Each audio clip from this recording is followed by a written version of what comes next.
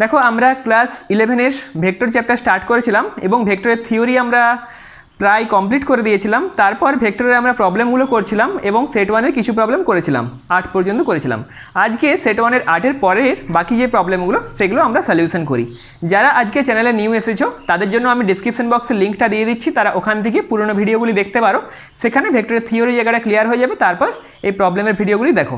তাহলে আজকে আমরা 8-এর পর থেকে অর্থাৎ 9 থেকে স্টার্ট করি। তাহলে প্রবলেম নাম্বার 9 সেট 1-এর দেখো 9-এর দাগের প্রবলেমে কি বলেছে। 9-এর দাগের প্রবলেমে বলেছে যে এ বি সি এই তিনটে বিন্দু স্থানাঙ্ক দেওয়া আছে 1 2 3 2 3 1 এবং 3 1 2। ভেক্টর পদ্ধতিতে বাহু তিনটির দৈর্ঘ্য নির্ণয় করে এবিসি ত্রিভুজের ক্ষেত্রফল নির্ণয় করো। অর্থাৎ এই যে বিন্দুগুলো, একটা ত্রিভুজের যে বিন্দু, সেই বিন্দু তিনটি স্থানাঙ্ক দেওয়া আছে, শীর্ষ বিন্দু তিনটি স্থানাঙ্ক দেওয়া আছে। তাহলে ধরো এটা একটা ত্রিভুজ এ, এটা একটা বাহু, এ এটা একটা শীর্ষবিন্দু 1 2 3, বি এটা একটা শীর্ষবিন্দু 2 3 1, সি এটা একটা শীর্ষবিন্দু 3 1 2। আমি কোঅর্ডিনেট সিস্টেমকে ফলো করিনি, 1 2 3 2 3 1 এগুলো র্যান্ডমলি দিয়েছি। তো এরপর আমাদের চাই কি এই ত্রিভুজটার ক্ষেত্রফল। কীভাবে ত্রিভুজটার ক্ষেত্রফল নির্ণয় করব? ত্রিভুজের ক্ষেত্রফল নির্ণয়ের সূত্র কি? দেখো ত্রিভুজের ক্ষেত্রফল নির্ণয়ের ফর্মুলা কিন্তু আমরা পড়িনি, কিন্তু আমরা যদি একটু ক্রস প্রোডাক্টটা খেয়াল করি, ক্রস প্রোডাক্টে কি বলেছিলাম যে এ ক্রস বি, সাপোজ এটা এ এটা বি, এ ক্রস বি কি ইন্ডিকেট করে? এই যে সামান্তরিকটা, এই সামান্তরিকটার ক্ষেত্রফল ইন্ডিকেট করে এ ক্রস বি। এ ক্রস বি করলে এই টোটাল সামান্তরিকটার ক্ষেত্রফল আমরা পাবো। তো দেখো সামান্তরিক মানে কি? এই একটা ত্রিভুজ আর এই একটা ত্রিভুজের যোগফল, তার যে টোটাল ক্ষেত্রফল, এই ত্রিভুজটার এই ত্রিভুজটার ক্ষেত্রফলের যোগফল। অর্থাৎ এবং এইটা আর এটা পুরো অর্ধেক অর্ধেক। অর্থাৎ আমরা যদি হাফ ইন্টু এ ক্রস বি করে দিই তখন কি পাবো? যে কোনো একটা ত্রিভুজের ক্ষেত্রফল। তাহলে একটা ত্রিভুজের ক্ষেত্রফল নির্ণয় করার ফর্মুলা কি হবে? হাফ ইন্টু যে কোনো তাদের দুটো বাহুর ক্রস প্রোডাক্ট। তাহলে সেই ত্রিভুজটার ক্ষেত্রফল কত সেটা আমরা ক্যালকুলেট করে নিতে পারবো। তাহলে ত্রিভুজের ক্ষেত্রফল কত সেটা ক্যালকুলেট করে নাও।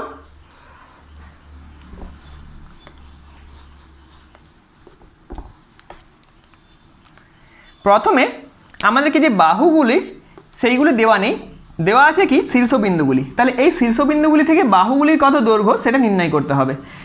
তো বাহুগুলির দৈর্ঘ্য আমরা কিভাবে নির্ণয় করব? দেখো এ বি বাহুর যদি দৈর্ঘ্য নির্ণয় করতে চাই, বা অ্যাট ফার্স্ট যদি আমি এ কে ভেক্টর ফর্মে লিখতে চাই, একে কীভাবে ভেক্টর ফর্মে লিখব?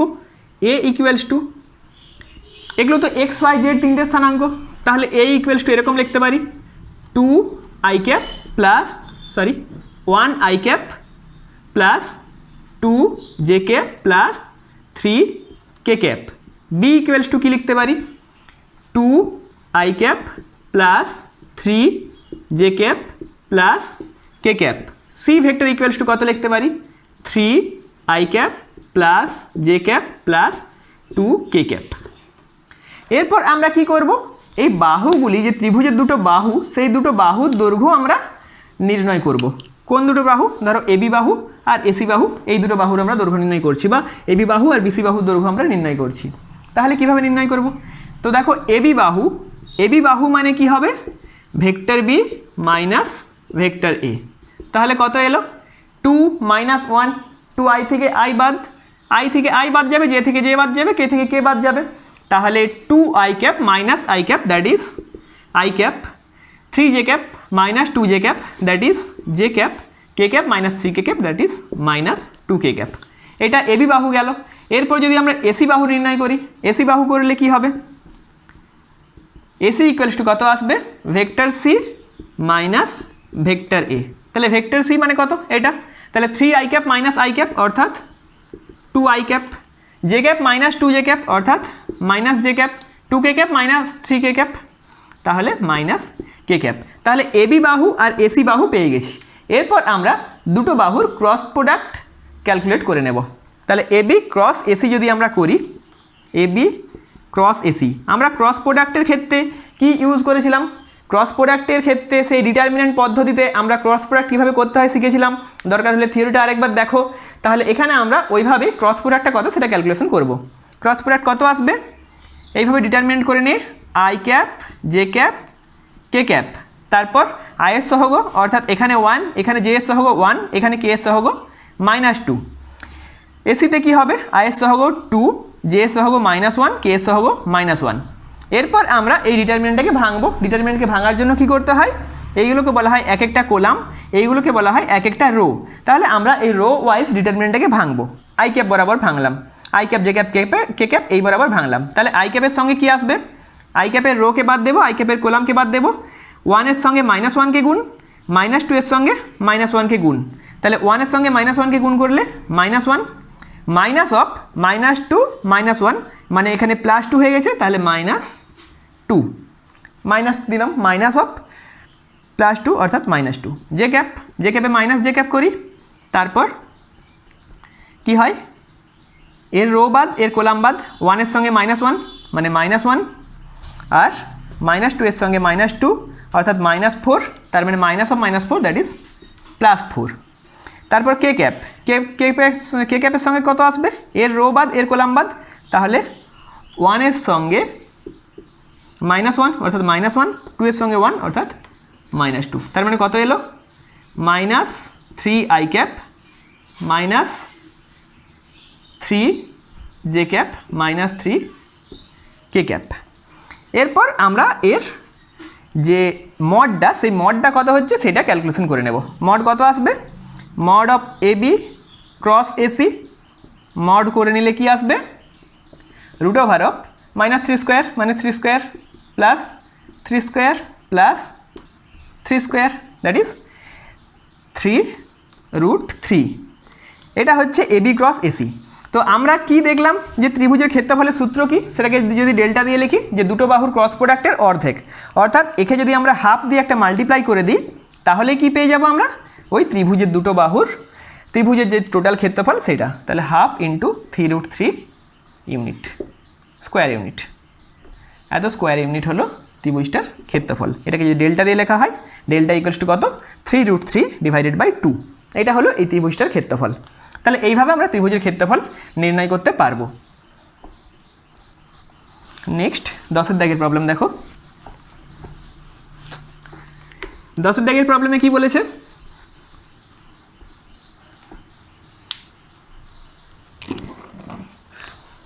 বিভাজন পদ্ধতি অবলম্বন করে নিম্নে প্রদত্ত বলগুলির লব্ধি ভেক্টর বা লব্ধি নির্ণয় করো।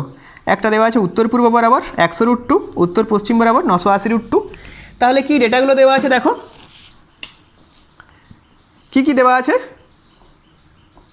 10 এর দাগে নর্থ ইস্ট বরাবর ফোর্স দেওয়া আছে 100√2 ডাইন, এটা নর্থ ইস্ট বরাবর দেওয়া আছে। উত্তর পূর্ব, উত্তর পশ্চিম অর্থাৎ নর্থ ওয়েস্ট বরাবর কত দেওয়া আছে, 980√2 ডাইন।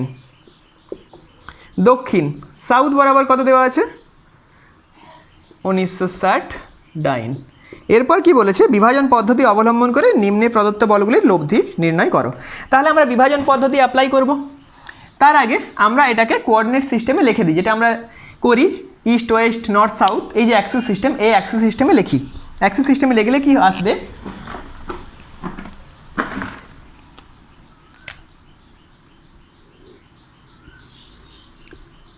East west north south.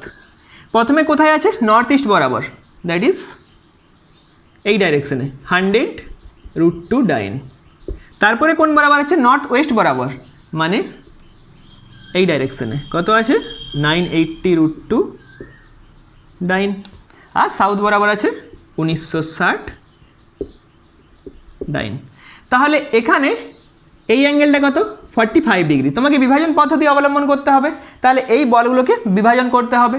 তাহলে 100√2কে যদি আমরা এখানে কম্পোনেন্টে ভাঙি বা বিভাজন করি, কত আসবে, 100√2 cos 45 ডিগ্রি বা 100 ডাইন। সিমিলারলি এই বরাবর কত আসবে, 100√2 sin 45 বা 100 ডাইন। তাহলে এই ফোর্সটাকে দুটো কম্পোনেন্টে ভাগ করে নিলাম, একটা হচ্ছে 100 ডাইন আর এই বরাবর 100 ডাইন, এটা ইস্ট বরাবর, এটা নর্থ বরাবর। এরপর আমরা 980√2কে ভাঙবো, এই অ্যাঙ্গেলটাও কত, 45 ডিগ্রি। তাহলে এই বরাবর কত আসবে, 980√2 ইন্টু কস 45 একইভাবে কস 45 হয়ে গেলে এই রুট টু টার্মটা কেটে যাবে, অর্থাৎ থাকবে কত 989। সিমিলারলি এইবার আবার কত থাকবে 980 root two into sine 45, that is 989। তাহলে এরপর আমরা যদি এই ফিগারটাকে একটু সিম্পলিফাই করি কি আসবে দেখো, নর্থ বরাবর দুটো ফোর্স 100 ডাইন প্লাস 980 ডাইন, তাহলে টোটাল ফোর্স কত হবে, টোটাল ফোর্স আসবে 100 প্লাস 980 মানে 1080 ডাইন। তাহলে টোটাল নর্থ বরাবর ফোর্স কত এলো 1080 ডাইন। এখানে দেখো ওয়েস্ট বরাবর ফোর্স আছে 980, ইস্ট বরাবর ফোর্স আছে 100, তাহলে ওয়েস্ট বরাবর বেশি ফোর্স, ইস্ট বরাবর কম, তাহলে কি হবে ওই ইস্টটা বাদ যাবে 980 থেকে, অর্থাৎ 980 থেকে 100 বাদ যাবে, এদিক বরাবর নেট ফোর্স কত 880 ডাইন। তাহলে এখন যে ফিগারটা, এই ফিগারটা কি ইন্ডিকেট করছে, নর্থ বরাবর ফোর্স আছে 1080 ডাইন আর ওয়েস্ট বরাবর ফোর্স আছে 880 ডাইন। আবার সাউথ বরাবরও একটা ফোর্স আছে, সাউথ বরাবর কত আছে 1960।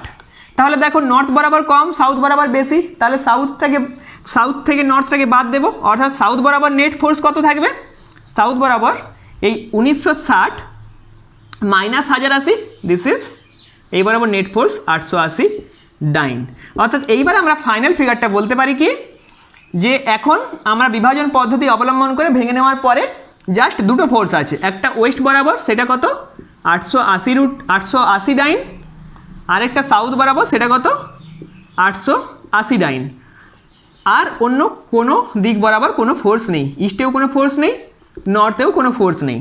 তাহলে যে নেট যে ফোর্স বা রেজাল্টেন্ট যে ফোর্স, সেই রেজাল্টেন্ট ফোর্সটা কোন বরাবর কাজ করবে, রেজাল্টেন্ট ফোর্সটা কাজ করবে এই বরাবর, অর্থাৎ রেজাল্টেন্ট ফোর্স কাজ করবে এই ডায়াগ্রামে যদি দেখাই এই বরাবর, এবং এই ফোর্সের ভ্যালু কত হবে দেখো, সেই ত্রিভুজের সূত্র যদি লাগাই C square equals to A square plus B square plus 2ab cos 90 হয়ে গেছে এখানে, অর্থাৎ C square equals to A square plus B square. তাহলে এখানে আমরা কি পাবো, root over of 880 square plus 880 square, অর্থাৎ এই বরাবর আসছে root over of 880 square plus 880 square মানে 880 রুট টু ডাইন, বা এই বরাবর যদি আমরা করি 880 রুট টু ডাইন। এইটা হচ্ছে লব্ধি ফোর্স বা এটা হচ্ছে ফাইনাল রেজাল্ট, অর্থাৎ আমাদেরকে যে রেজাল্ট চেয়েছিল যে কতটা বল বা কতটা লব্ধি বল, সেটা হচ্ছে 880 রুট টু, এত ডাইন বল আমাদের কাজ করছে। আর এর ডাইরেকশন কীভাবে ক্যালকুলেট করব, ডাইরেকশন তো আমরা ধরে নিতে পারি এটা থিটা, তাহলে ট্যান থিটা ইকুয়ালস টু কত আসবে বি বাই এ, অর্থাৎ 880 ডিভাইডেড বাই 880 মানে 1, অর্থাৎ থিটা ইকুয়ালস টু কত 45 ডিগ্রি। তাহলে এই যে অ্যাঙ্গেলটা, সেই অ্যাঙ্গেলটা পেলাম 45 ডিগ্রি, অর্থাৎ আমরা এখন লব্ধি বলের মান এবং দিক পেয়ে গেছি। লব্ধি বলের মান কত 880 রুট টু ডাইন, এবং তার দিক কত ওয়েস্টের সঙ্গে 45, এই দিকটা 45 মানে এই দিকটাও 45, অর্থাৎ সাউথের সঙ্গে 45, ওয়েস্টের সঙ্গেও 45, বা যখনই 45 দিক করেছে তখন এটাকে আমরা কি বলতে পারি সাউথ ওয়েস্ট বা দক্ষিণ পশ্চিম। এটা হচ্ছে আমাদের final result 880 root two along south west direction. তাহলে এই রেজাল্টটা আমরা পেলাম। তো নেক্সট 11 দাগের প্রবলেমটা দেখো, যে একটি শিশু 60 নিউটন বলের দ্বারা পাথরখণ্ড বাঁধা একটি দড়িকে টানছে। দড়িটি ভূমির সাথে 40 ডিগ্রি কোণে আনত হলে ভূমির ওপর দিয়ে পাথরখণ্ডটিকে গতিশীল করার জন্য টানের কার্যকরী মান নির্ণয় করো, আর পাথরখণ্ডটিকে উলম্ব দিকে তুলতে প্রযুক্ত বলের মান নির্ণয় করো। অর্থাৎ এখানে একটা খুবই ইজি প্রবলেম দিয়েছে, শুধুমাত্র আমাদের যে ভেক্টরের উপাংশ বিভাজন সেটা করলেই হবে। কি বলেছে দেখো, 60 নিউটন বলের দ্বারা পাথরখণ্ড বাঁধা একটি দড়িকে টানছে। এখানে সাপোজ একটা পাথরখণ্ড আছে, একজন শিশু কি করছে, এখান থেকে একটা দড়িকে বেঁধেছে,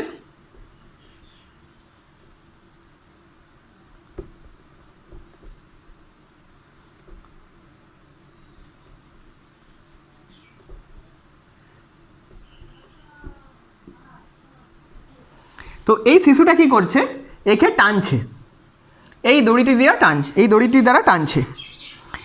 তো কত ডিগ্রি অ্যাঙ্গেলে টানছে? ভূমির সঙ্গে 40 ডিগ্রি কোণ। ধরে নাও এটা ভূমির লেভেল, তাহলে এই অ্যাঙ্গেলটা হচ্ছে 40 ডিগ্রি অ্যাঙ্গেল।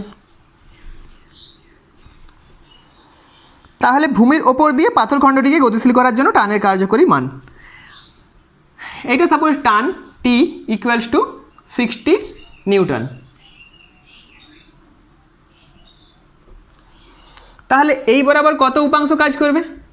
টি বা 60 cos 40, এবং এই টি এর সঙ্গে লম্বভাবে কাজ করবে কত? টি sin 40 বা 60 sin 40। অর্থাৎ আমরা যদি অনুভূমিক দিকে এটাকে গতিশীল করতে চাই, আমাদেরকে কত বল অ্যাপ্লাই করতে হবে? 60 cos 40। অর্থাৎ একের দাগের যে অ্যান্সারটা সেটা কত? 60 cos 40। এরপর আমরা ক্যালকুলেটারে যদি cos 40 মান বসাই তাহলে রেজাল্ট পেয়ে যাব।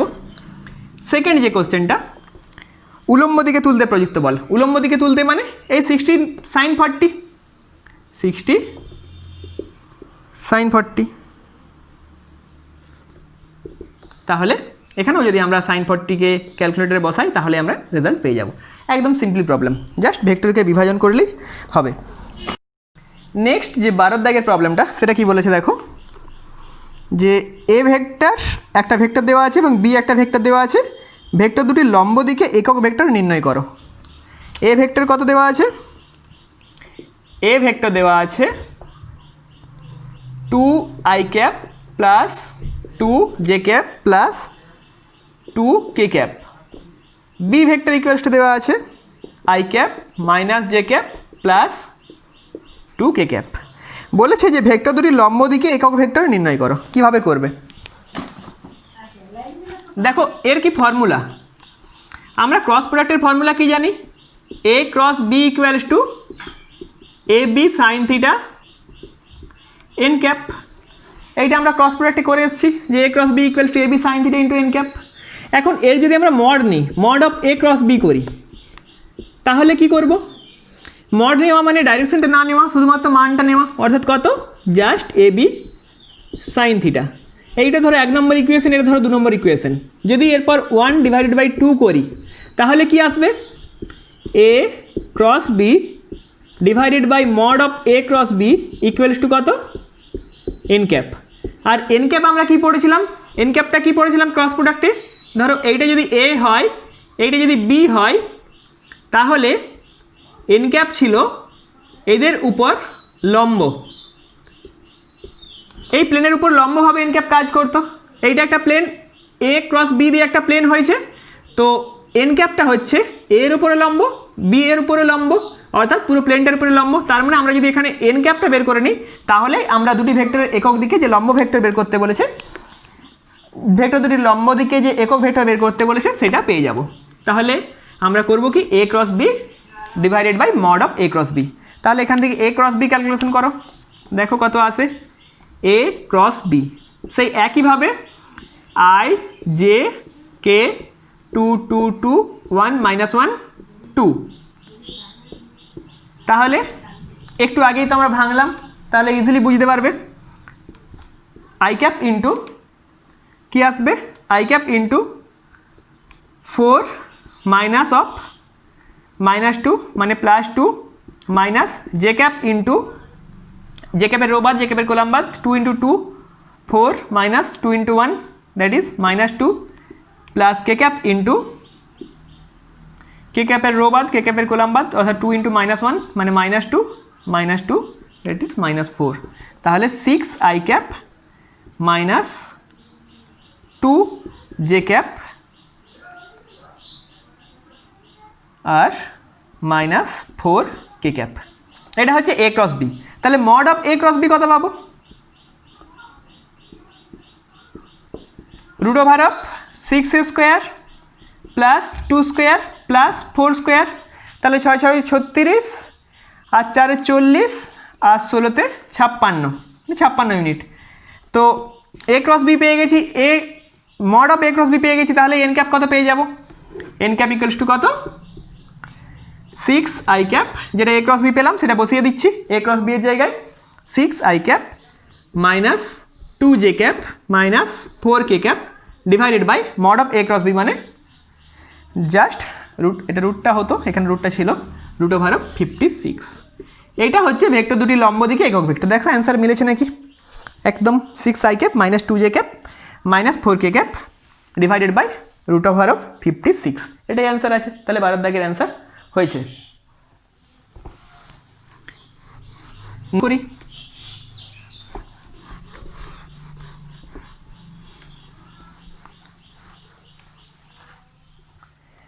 তেরোর দাগে কি বলেছে? 13 দাগে দেখো সেই বৃষ্টির গতির অঙ্ক দিয়েছে।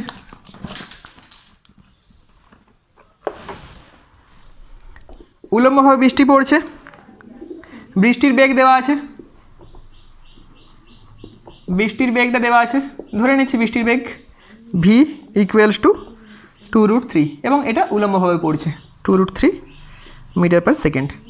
অনুভূমিক দিকে বায়ু প্রবাহ হচ্ছে, বায়ু প্রবাহ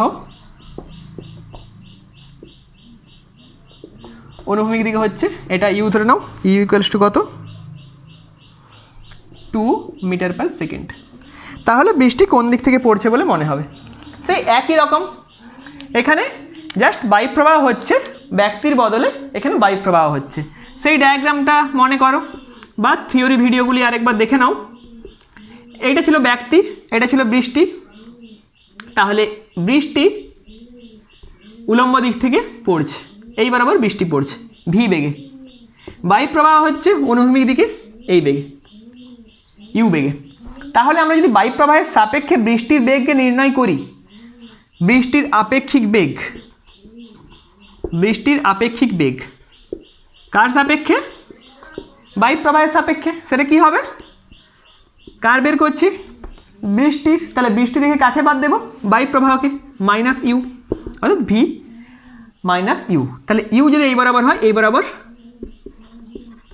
-u। দেখো ওইটা v মানে এইটাও v, তাহলে লব্ধি কোনটা হবে? এইটা বা এইটা। এবং লব্ধির মান কত হবে? লব্ধির মান ধরে নাও w, এটা w ভেক্টর যদি করি তাহলে mod of w = কত হবে?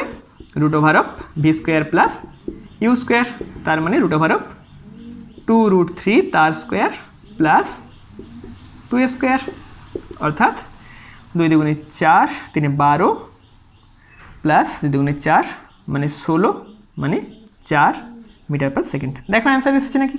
অ্যান্সার কত দেওয়া আছে? 4 মিটার/সেকেন্ড। তাহলে এটা একটা অ্যান্সার এলো।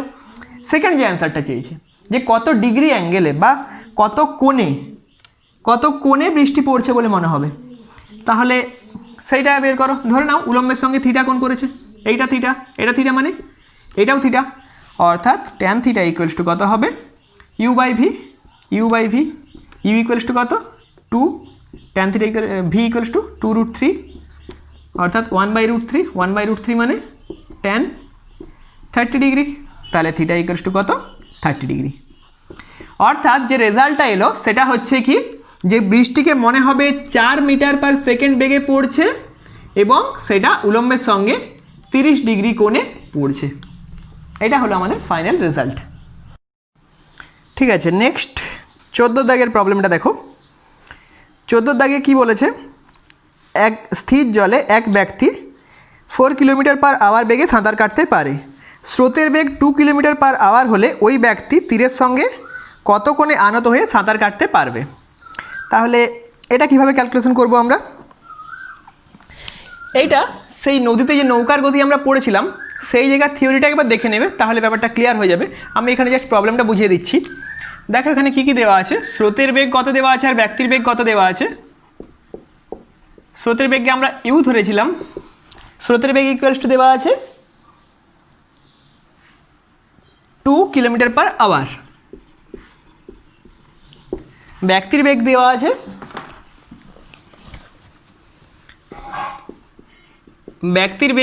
দেওয়া আছে v, অবশ্যই স্থির জলে ব্যক্তির বেগ 4 কিলোমিটার/আওয়ার। তাহলে তীরের সঙ্গে কত কোণে আনত হয়ে সাঁতার কাটলে সোজাসুজি নদীর বিপরীত তীরে পৌঁছাবে। তো আমরা যেরকমভাবে ধরেছিলাম সেরকমই করি ক্যালকুলেশনটা আগে, তারপরে তীরের সঙ্গে কোণটা বের করে নেব। ধরো এই বরাবর স্রোত ইউ বেগে যাচ্ছে, যদি সোজাসুজি সাঁতার কেটে পৌঁছাতে হয় তখন আমাদেরকে একদম এই প্রান্ত থেকে শুরু করে যদি এই প্রান্তে পৌঁছাতে হয় তখন কি করতে হচ্ছিল, একটা অ্যাঙ্গেল করে চালাতে হচ্ছিল। ধরে নাও থিটা অ্যাঙ্গেলে চালিয়েছিলাম নৌকাটা নয়, এখানে ব্যক্তি যেহেতু যাচ্ছে সাঁতার কেটে, তাহলে ব্যক্তি থিটা অ্যাঙ্গেলে যাচ্ছে। তাহলে থিটাকে যদি উপাংশে ভাঙা হয়, এই বরাবর কত হবে ভি কস থিটা, এই বরাবর কত হবে ভি সাইন থিটা। তাহলে এখান থেকে এখানে আসা শর্ত কি, শর্তটা ছিল এরকম যে নদীর স্রোতটাকে প্রশমিত করতে হবে এই উপাংশটা দ্বারা, অর্থাৎ শর্ত কি u equals to v sine theta. U equals to v sine theta হয়ে গেলে কি দেখবে ব্যক্তির সাপেক্ষে স্রোতটা স্থির হয়ে যাবে, অর্থাৎ ব্যক্তি ভি কস থিটা বেগ নিয়ে এখানে উঠে যাবে। তো u equals to v sine theta মানগুলো বসাও, u equals to 2, v equals to 4 sine theta, that is sine theta equals to half means sin 30, so theta equals to 30 degree. তাহলে 30 degree কোণে যদি চালানো হয় সে এখানে উঠবে। কোশ্চেনটাই কি বলেছে দেখো, তীরের সঙ্গে কত কোণ, তীরের সঙ্গে কোণ মানে এই কোণটা, তাহলে এইটা 30 মানে এই কোণটা কত হবে, এইটা 90, তাহলে এটা যদি 90 হয় এটা কত হবে, অবশ্যই 60, অর্থাৎ তীরের সঙ্গে 60 ডিগ্রি কোণে নৌকাকে চালাতে হবে। 90 degree minus 30, that is 60 degree কোণে নৌকাকে চালাতে হবে। নৌকাকে না, এখানে ব্যক্তিকে সাঁতার কাটতে হবে।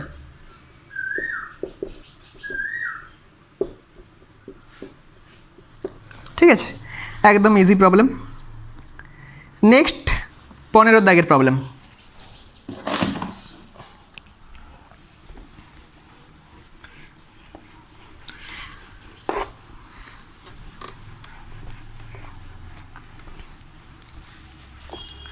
আচ্ছা, 15 দাগের প্রবলেমটা একই রকম, যে কি বলেছে দেখো,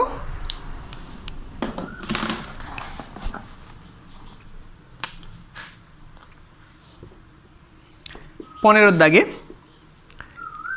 150 মিটার চওড়া একটি নদীর যে চওড়াটা বা দুটো প্রান্তের মধ্যে দৈর্ঘ্য বা দুটো পাড়ের মধ্যে দৈর্ঘ্য দেওয়া আছে 150 মিটার।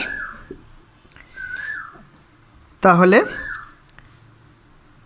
নদীর স্রোতের বেগ দেওয়া আছে u equals to 1 metre per second, এই বরাবর আড়াআড়িভাবে চালনা করে নৌকার বেগ 2 মিটার পার সেকেন্ড, এই বরাবর 2 মিটার পার সেকেন্ড বেগে চালনা করা হয়েছে। তাহলে নদী পারাপার হতে কত সময় লাগবে? এটা তো একদম সিম্পল প্রবলেম। সে আড়াআড়িভাবে চালনা করেছে, নদী পারাপার হতে কত সময় লাগবে? T equals to L by V. L equals to কত? 150, V equals to 2, this is 75 second. একদম বেসিক। নেক্সট প্রবলেম দেখো 16 দাগে।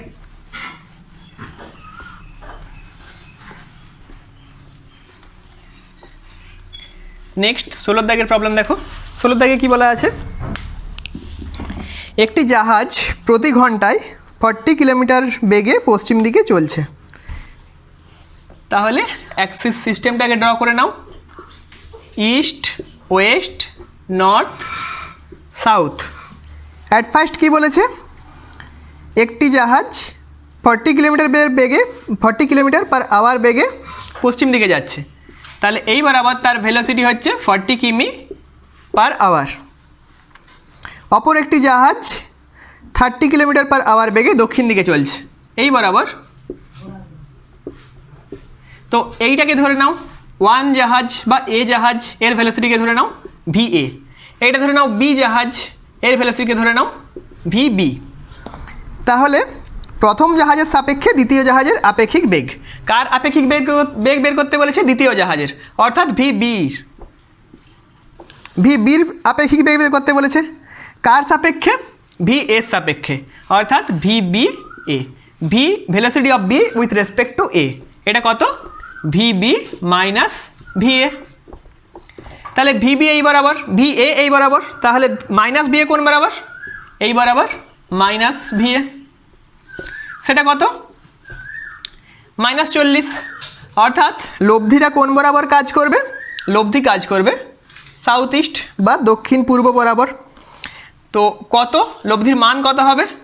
লব্ধি VBA, V of B minus V of A, অর্থাৎ আমরা যদি mod of V B A করি সেটা কত আসবে, সেই ত্রিভুজ সূত্র থেকে root over of V B square plus V A square, মানে root over of V B কত 30 তার স্কোয়ার, ভি এ কত -40 বা 40 তার হোল স্কোয়ার, তাহলে 3 4 মিনস 5 মানে 50 কিলোমিটার পার আওয়ার।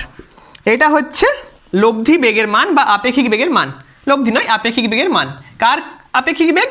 বি জাহাজের আপেক্ষিক বেগ বা দ্বিতীয় জাহাজের আপেক্ষিক বেগ প্রথম জাহাজের সাপেক্ষে। এবং সেই অ্যাঙ্গেলটা কত হবে, কত ডিগ্রি অ্যাঙ্গেলে? ধরে নাও ইস্টের সঙ্গে বা সাউথের সঙ্গে যে কোনো অ্যাঙ্গেল তুমি ধরতে পারো, আমি সাউথের সঙ্গে করতে পারি, ইস্টের সঙ্গেও করতে পারি। তো ধরো ইস্টের সঙ্গে যদি অ্যাঙ্গেল বের করি তাহলে ট্যান থিটা ইকুয়ালস টু কত হবে, বি বাই এ মানে 30/40, দিস ইজ 30/40 মানে 3/4, অর্থাৎ থিটা ইকুয়ালস টু কত, ট্যান ইনভার্স 3/4। কোন কার সাপেক্ষে ট্যান ইনভার্স 3/4? ইস্টের সাপেক্ষে। পূর্বের সাপেক্ষে ট্যান ইনভার্স 3/4।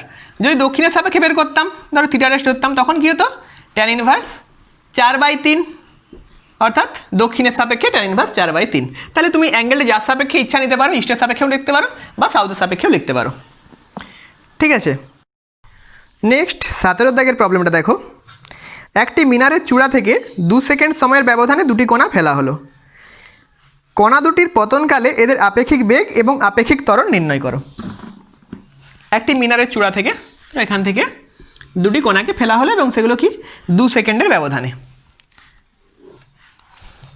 তো দেখো যখনই কণাটাকে ফেলা হচ্ছে, কণাটাকে কি ধরে নিচ্ছি যে এইটা কিন্তু ফ্রি ফলিং বডি, অর্থাৎ এর উপর আর অন্য কোনো বাধা বল নেই, শুধুমাত্র এর উপর যেটা কাজ করছে সেটা হচ্ছে অভিকর্ষীয় ত্বরণ। এর উপর কোনো বায়ুর বাধা বল নেই বা কিছু বাধা বল নেই, শুধুমাত্র অভিকর্ষীয় ত্বরণ কাজ করছে।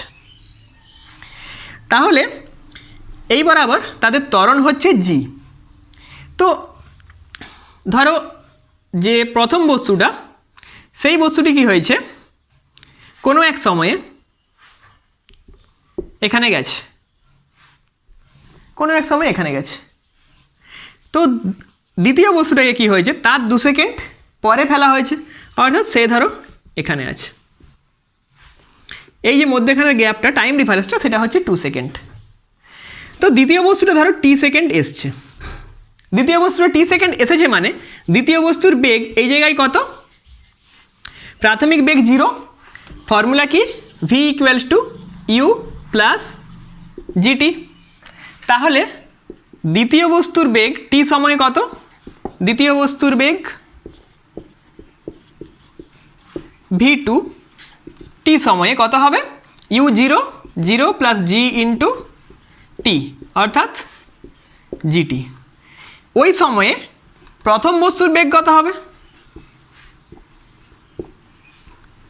দেখো প্রথম বস্তুকে কি হয়েছিল, তার 2 সেকেন্ড আগে ফেলে দেওয়া হয়েছিল, অর্থাৎ প্রথম বস্তুটা টি প্লাস 2 সেকেন্ড সময় ধরে পড়েছে।